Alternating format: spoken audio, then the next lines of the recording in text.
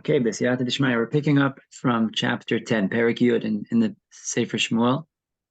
When we last left off, after the Jewish people had requested a king, inappropriately, they didn't want to be led by a prophet, but rather by a king. They wanted to be like all the other nations. Hashem says, you want a king, I'll give you a king. And he ends up selecting Saul, Shaul, who was the greatest amongst his people, although he was not necessarily so well known and not the most expected candidate. Even Shaul himself, we saw last time, his reaction was, what are you talking about? Me, the king? I'm from the smallest of families, from the smallest of tribes. I'm not fit to be the king. And Shmuel said, this is from God. And so here at the beginning of chapter 10, Erev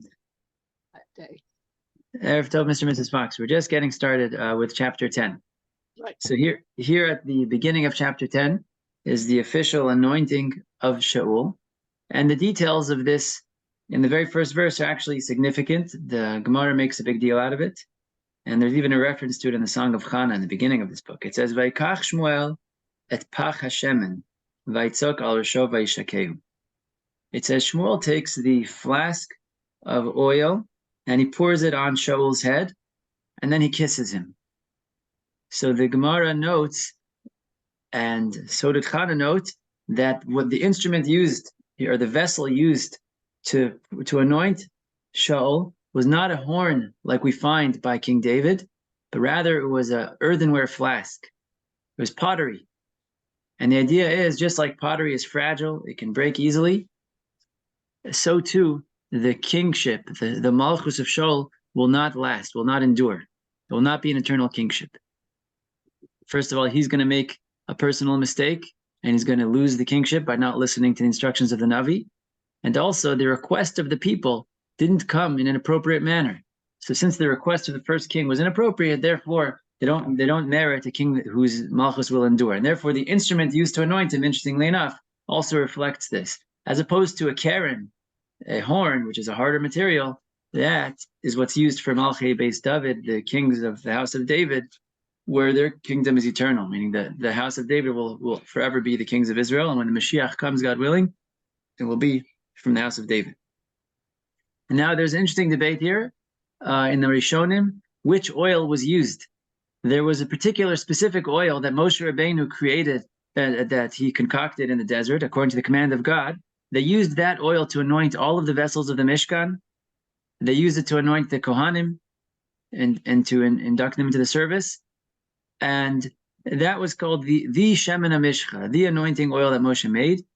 And it was going to be used also to anoint David.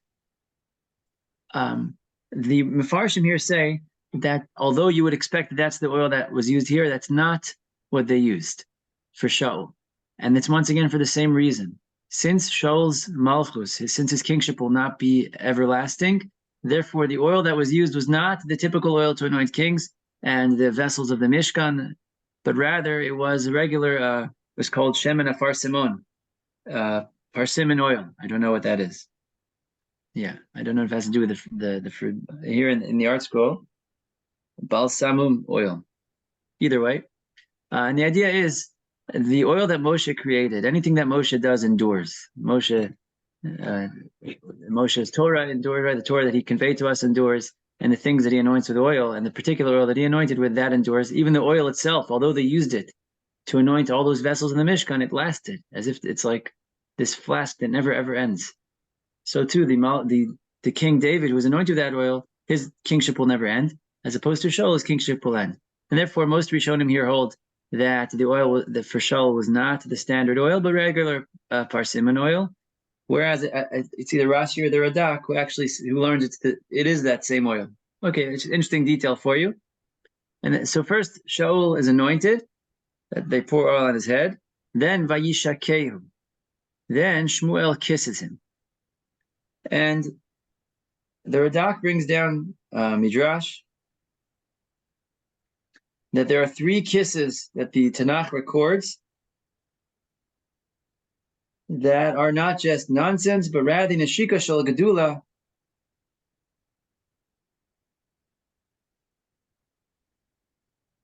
This is one of the significant, there's 3 significant kisses in Tanakh.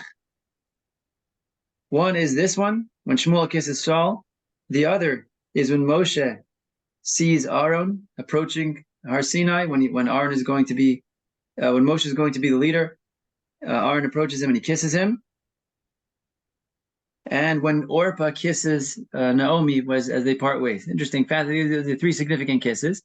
The significance of this one is quite important.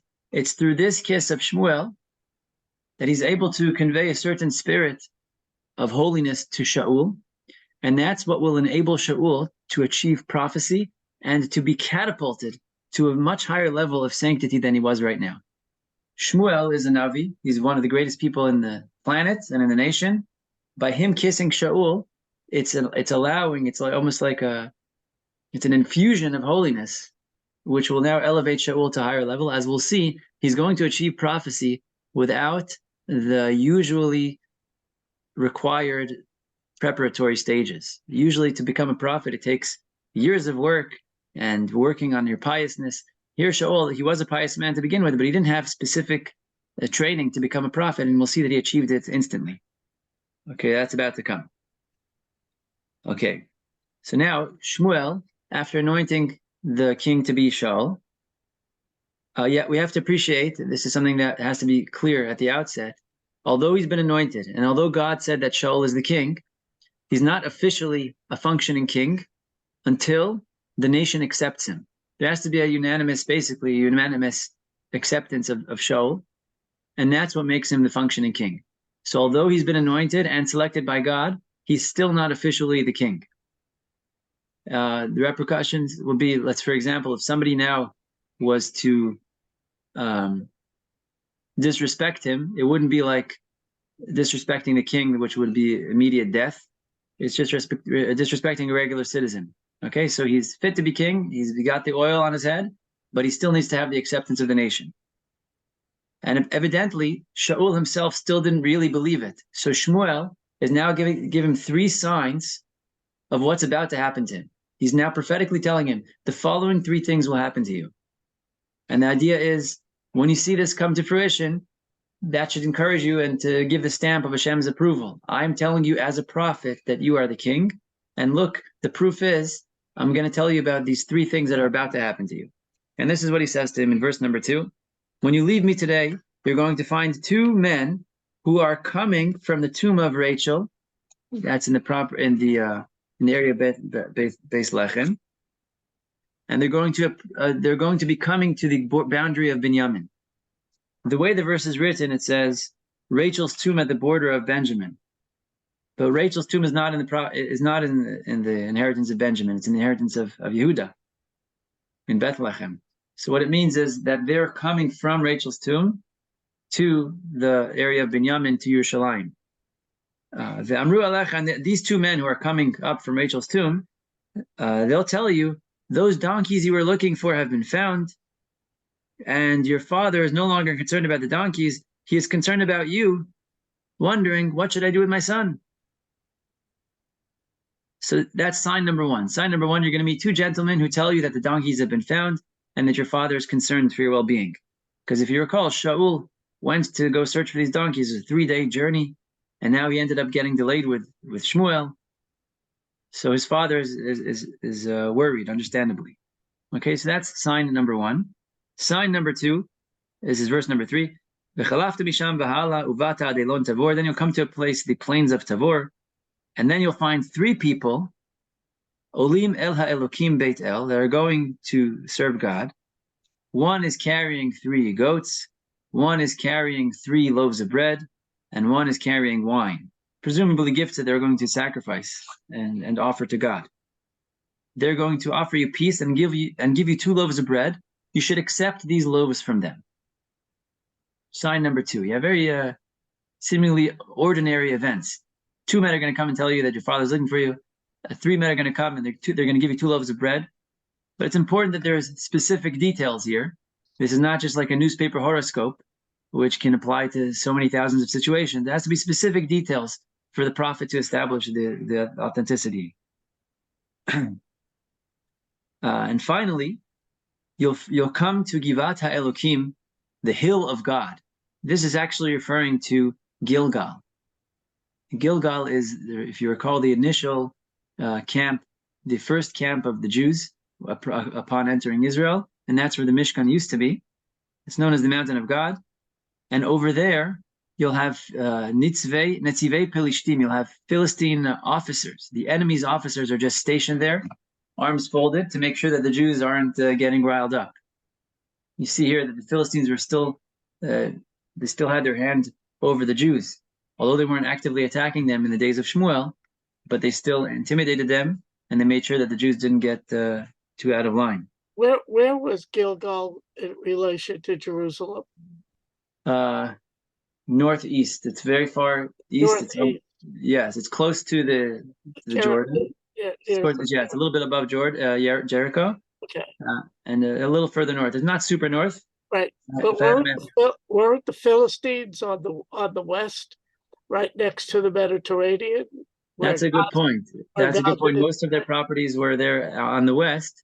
But interesting. Evidently, they had a power throughout the land that I guess they could send agents and ministers. That's an interesting point. Interesting point. We do find that when Shmuel was fighting back against the Philistine, he took 2 cities back from them. They had started working their way inland to the center of Israel, and Shmuel recaptured those cities. I think it was back in chapter 8 or something. So you do see that they made their way in, but then they were pushed back. So you're right. You're making a good point here. Why would there be Philistines so far east? And when David went after the Philistines, he was heading west of Jerusalem. Yes, yeah, you're right. That is over there by Gaza. By Gaza, yeah. The Philistines are an aggressive military power. Certainly do. Conquer other lands. They had to, distribute their progeny and so forth. Yeah, I must share it now. Now that we are going here, Moshe Katz shared with me today. I'm opening it up here on my the land of the Plishtim. Even though it's officially from Eretz Yisrael proper, the Jews never fully took control of it when they came into the land. Therefore, there was constant strife over that area. We're talking about basically the Gaza Strip. Mm-hmm. And that was a sign for the future that the Jews will not maintain complete control over this area until the coming of the Mashiach. This is the commentary of the Radak on next week's Parsha. The Radak, one of the great Rishonim, and also who's been accompanying us through this Tanakh, he says that in the days of Mashiach, that's when the Jews will finally have complete control over Gaza. Fascinating. Okay, forging forth. It should come quickly in our days. Peace in our land. Okay, so the 3 signs that Shmuel gave Shaul, he says you should know the following things. Number 1, right, you're going to have the gentleman telling you that your father is no longer looking for the donkeys. Then you're going to have the men who are headed to give offerings to God, and they're going to give you 2 loaves of bread. And finally, you'll come to the mountain of God, to the hill of God, to Gilgal. You'll see the Philistine ministers. And when you see them, this is the 3rd sign, you'll see a group of Nevi'im, Chevel Nevi'im. These are the students who are apprentices, basically, are trying to earn the level of prophecy. And they're going to have instruments with them, and they're going to be prophesying. And you will have the Spirit of God come upon you, and you'll be transformed into a different person. This is the 3rd sign, seemingly the most significant. When you come across this band of prophets in training, you are going to prophesy. You are going to achieve prophecy, and you will be transformed. You'll be transformed into a different man. Okay? And when all of these things happen to him, this is verse number 7. When all of these things happen to you, Shmuel tells him, prepare yourself for kingship, meaning prepare your clothes, get a haircut, and also prepare your strategy. What's going to be your tactic to rule the kingdom? Start making plans. Who's going to be in your cabinet, and how are you going? What decisions you're going to make? What things you're going to pass? Make your plans to be king. Once these 3 things occur, you should know that this is a sign that you're going to be the king, and start preparing yourself. And then go to Gilgal. Oh, 1 second.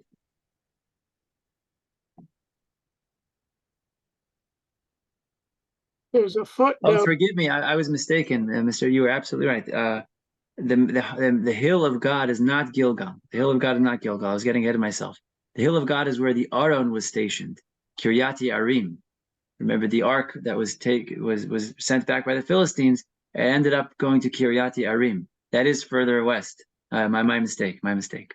Okay, strike it from the records, please. Okay.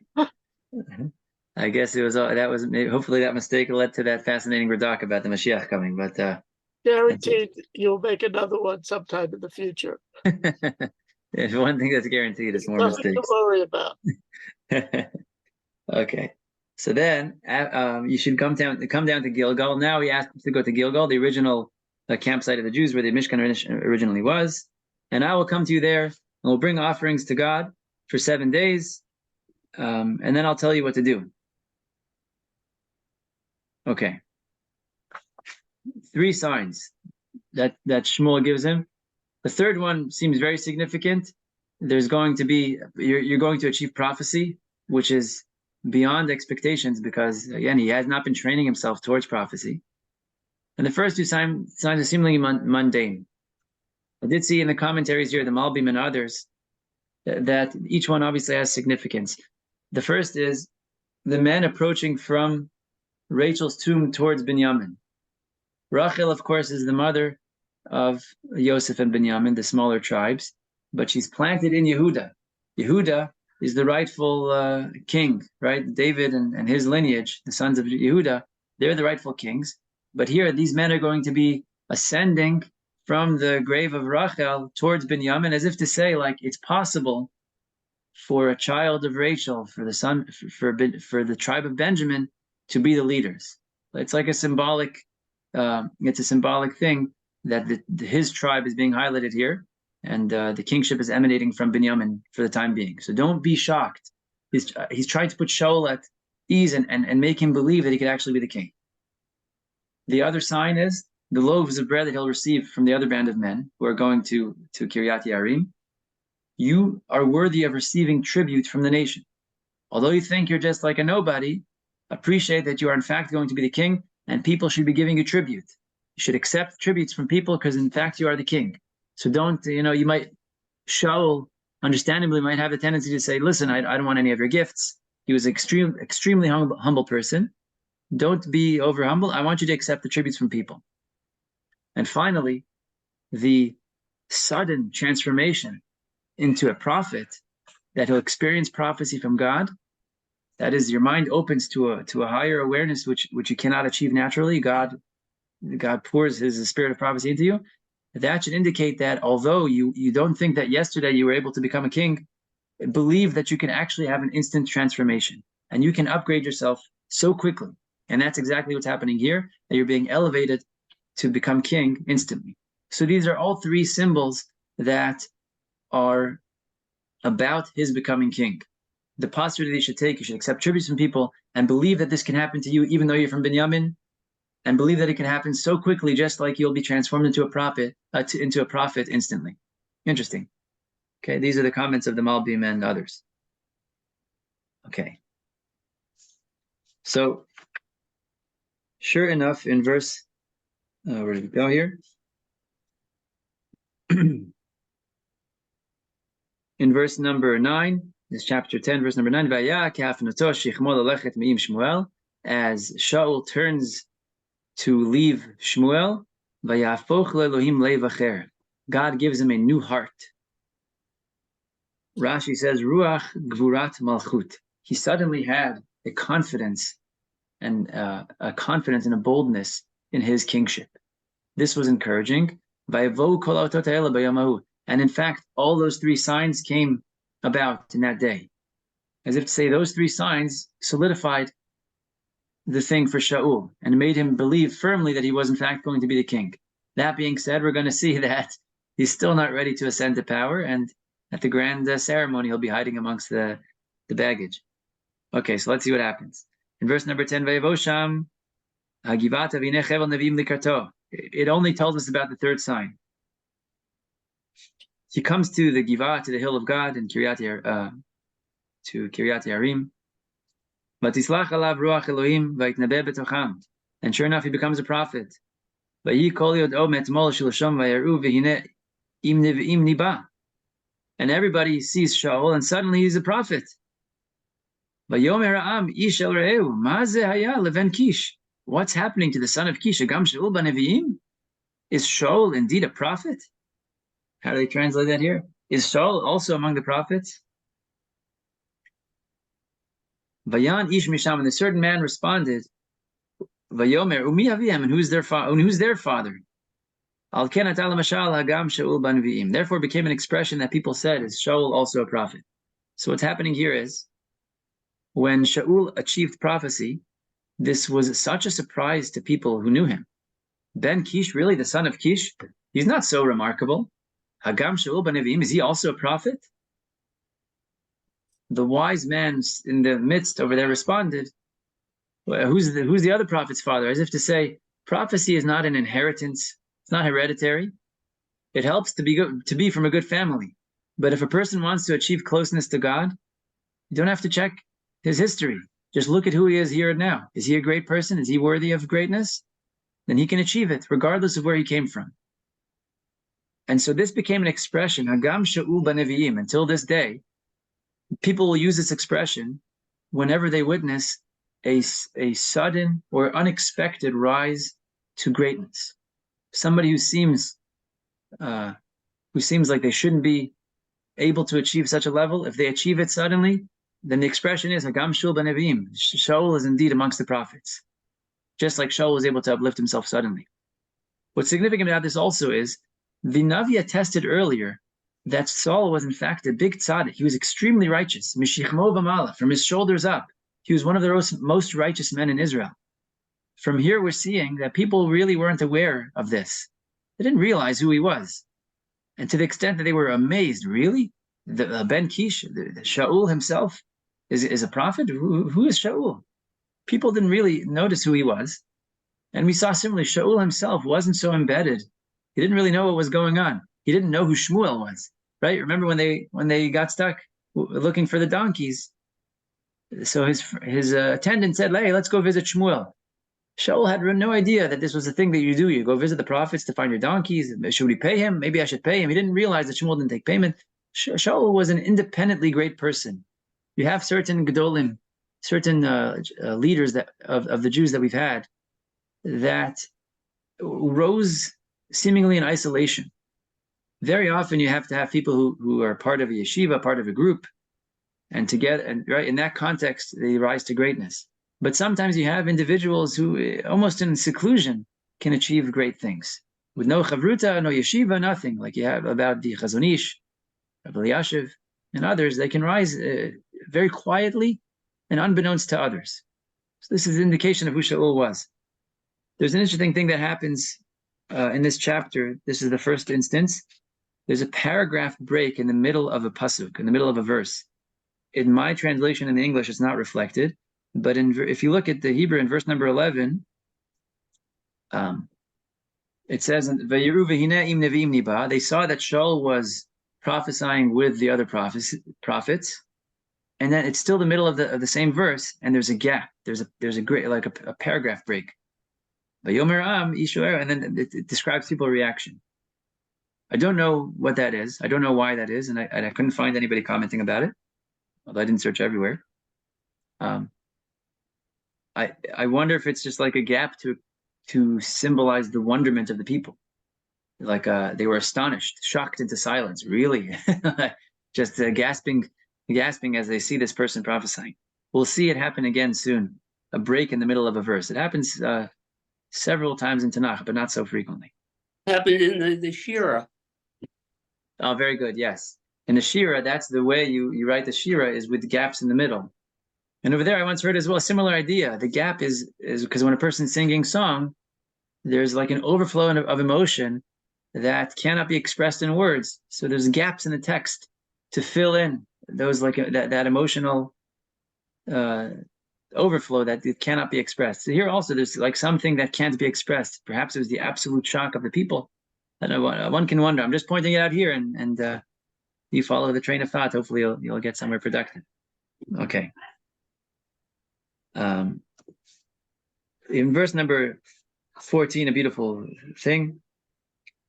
He finishes his prophecy. This is 13, excuse me. He finishes his prophecy and he comes now to the altar, which is the reverse of the usual. Usually a person has to go to the altar, bring offerings, and then he achieves prophecy. Here he achieves prophecy before even ascending to the altar, which is, again, the instant transformation.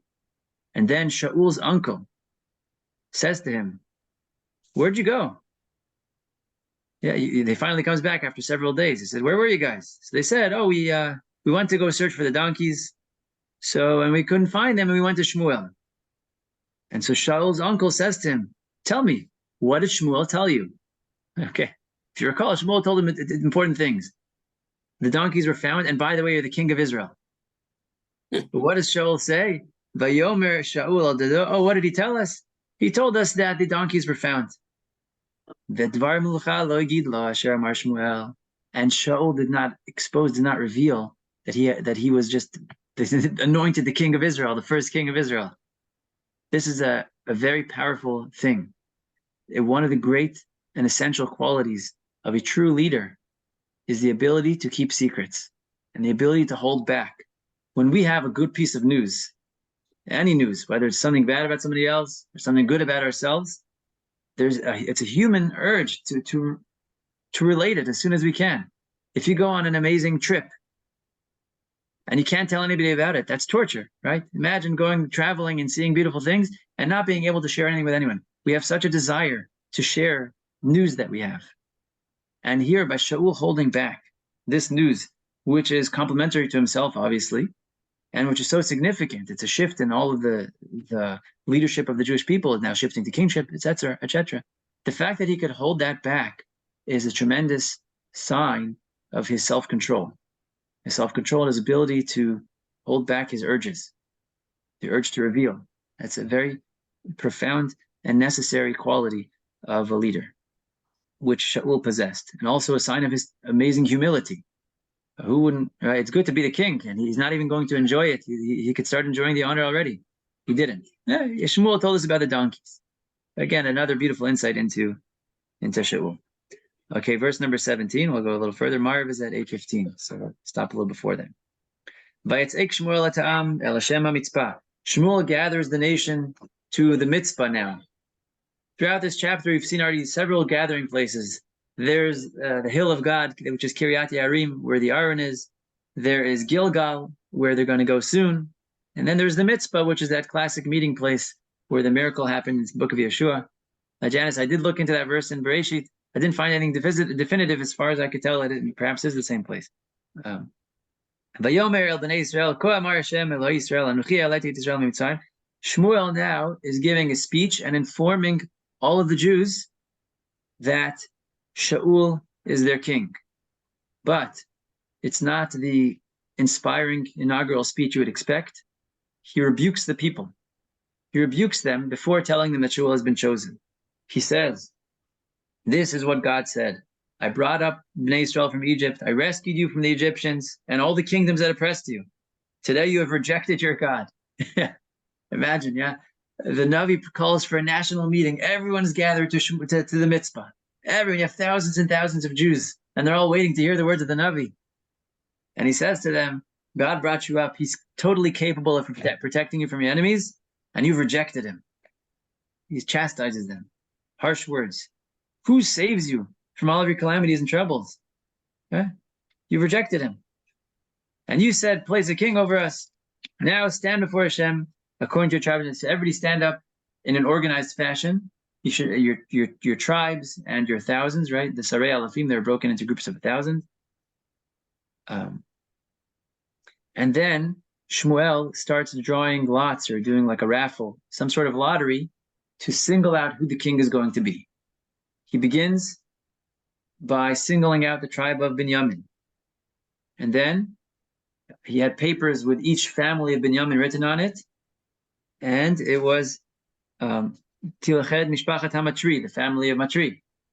Then, after Shaul's family was singled out, Shaul himself was singled out. Right, so he was drawing papers from a box, basically, with everyone's names on it, and Shaul is singled out. Ve'vakshu v'lo nimtza, and they searched for Shaul, our new king, and he's nowhere to be found. Vayishalu od ba'Hashem ava od halom ish. They asked, has the man come here? Where is Shaul? And they asked God, and God said, Hinehu nechbai lakelim, he's hiding amongst the baggage. Shaul was hiding in the coatroom.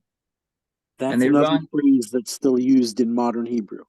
Yes. Hinehu nechbai lakelim, he's hiding amongst the baggage. Yes.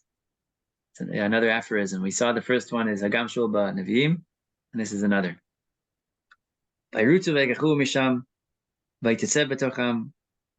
So, what is he doing hiding amongst the baggage? This is fascinating. Even though he was anointed, and the prophet himself told him he's the king, and even though he got 3 signs that in fact he would be the king, and he had a lev chadash, he had a new heart that Hashem had given him, which is the gevurat melucha, he still was bashful to accept the kingship, and he didn't want to be present when he was selected.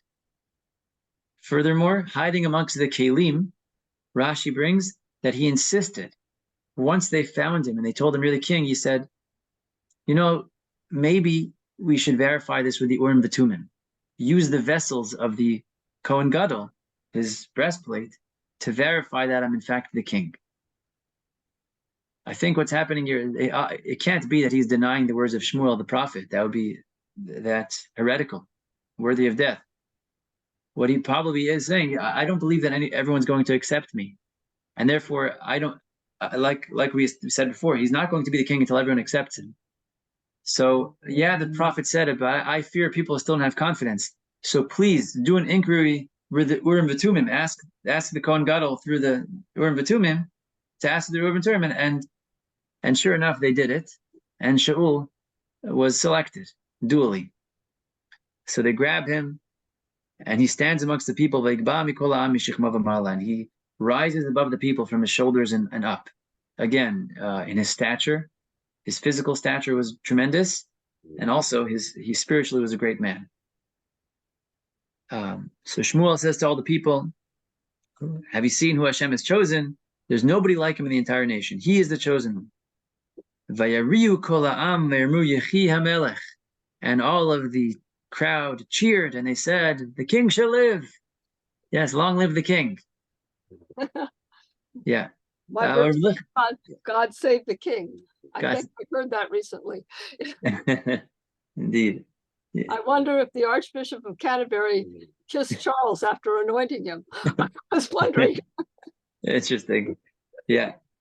So interestingly, the Targum Yonat in the Aramaic translation is renders it Yatzlach Malka. The king should be successful. It's like a blessing for a successful kingship, not just the physical life.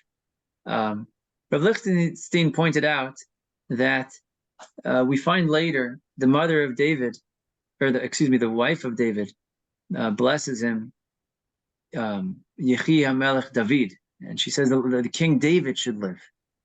Here they don't say Shaul should live.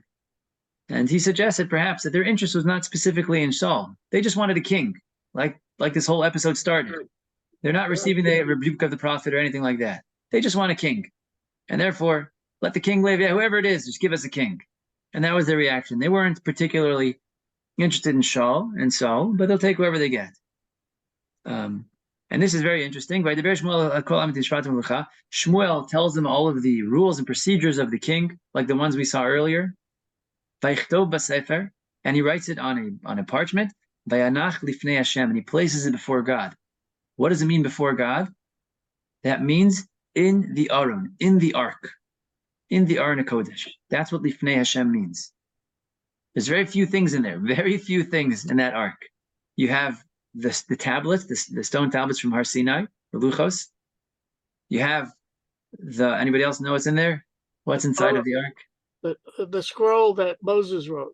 Very good. Moshe's Sefer Torah. And there's another item, 2 other items. Tzinsenet Haman, the jar of manna, which should be a remembrance for eternity, how Hashem sustained the Jews. That's in the Aron. And the staff of Aaron that he was selected from Parshat Korach, The staff that blossomed, that's in the Aron. These things that should be eternally remembered are placed in the Ark. The way Hashem supports us, the Torah, the Maimed Har Sinai, the revelation at Sinai. And here in there is going the instructions for how a king should rule the nation. Very, very interesting that was placed there. I feel I don't have full understanding of why it's that significant that should go in there. But sure enough, it went in. Okay. It's also interesting that this is a post-Moshe edition. everything in there happened in the days of Moshe, and it's inside from the day. And now you have a Shmuel, generations later, opening up the ark and putting in an additional thing. Fascinating. Then Shmuel sends everybody home, and Shmuel also returns home, which is he just announced who the new king is going to be, and then everyone just goes home. And Shaul himself, the king, goes home. Why? It's because of the last verse in the chapter, verse number 27. Ubnei Belial amru ma yoshieni zeh vayvazu. He was not unanimously accepted. There were some base individuals or people, a large group that degraded him, and they made fun of him, and they said, "How is this guy going to save us? He doesn't know. He didn't even know who Shmuel was. He's just this quiet guy. How is he going to save us?" And they did not even bring him the traditional tribute that you would bring to a new king. And Shaul remained mute. He didn't react to this offense. Since he was not universally accepted, these guys weren't worthy of death penalty yet. It's fascinating. And therefore, Shmuel seems to have dispersed the nation before this turns into like a fight. As we know, when you have two sides in a fierce political battle, they could often turn into awful riots and things. And therefore, Shmuel said, everybody go home, and this will work out later. And God willing, we'll see in the coming chapters that Shaul actually establishes himself as a worthy king, despite his humility, and he will rise to power. Okay, Yasher Koach. It's nice learning with you all. So we got to the end of chapter 10, and God willing, next week will be chapter 11 at the same great time. Now, for the rest of winter, we'll be at 7:30, if that works for you all. We know what happens with Saul later on too. But is some of the doubt that the people have is because they know something about him that perhaps other peoples don't? Like what? What specifically? Well, I mean, his mental state obviously changes. You say he's a very righteous person. Maybe